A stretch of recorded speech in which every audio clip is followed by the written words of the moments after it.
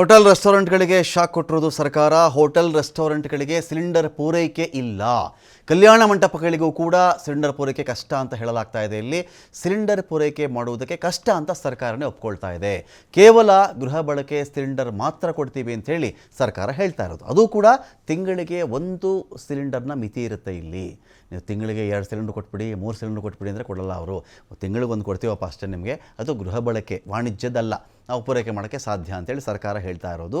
ಆ ನಿರ್ಧಾರವನ್ನು ಕೂಡ ಮಾಡಿಯಾಗಿದೆ. ಇವತ್ತು ನಡೆದಂತಹ ಅನಿಲ ಕಂಪನಿಗಳ ಜೊತೆಗಿನ ಸಭೆಯಲ್ಲಿ ಈ ನಿರ್ಧಾರಕ್ಕೆ ಬಂದಿದ್ದಾರೆ. ಹಾಗಾಗಿ ಹೋಟೆಲ್ ಆಗಲಿ ರೆಸ್ಟೋರೆಂಟ್ಗಾಗಲಿ ಸಿಲಿಂಡರ್ ಸಿಗಲ್ಲ. ತಾತ್ಕಾಲಿಕವಾಗಿ ಹೋಟೆಲ್ ಕ್ಲೋಸ್ ಮಾಡಲೇಬೇಕಾದಂಥ ಅನಿವಾರ್ಯತೆ ಒಂದು ಕಡೆಗೆ ಎದುರಾಗಿದೆ. ಸದನದಲ್ಲೇ ಇದರ ಬಗ್ಗೆ ಸಹಕಾರ ಕೋರಿರೋದು ಸಚಿವ ಕೆ.ಎಚ್. ಮುನಿಯಪ್ಪ ಅವರು. 30% ಇದೆ.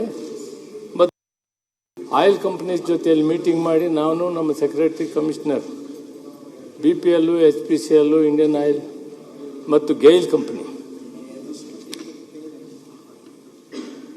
ಮನೆ ಉಪಯೋಗಿಸೋದಕ್ಕೆ ಡೊಮೆಸ್ಟಿಕ್ಕು ನೋ ಪ್ರಾಬ್ಲಮ್.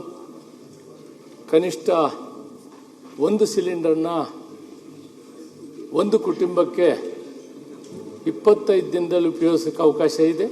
ಅದು ಕಂಪ್ಲೀಟಾಗಿ ಕೊಡ್ತೀವಿ. ಈವನ್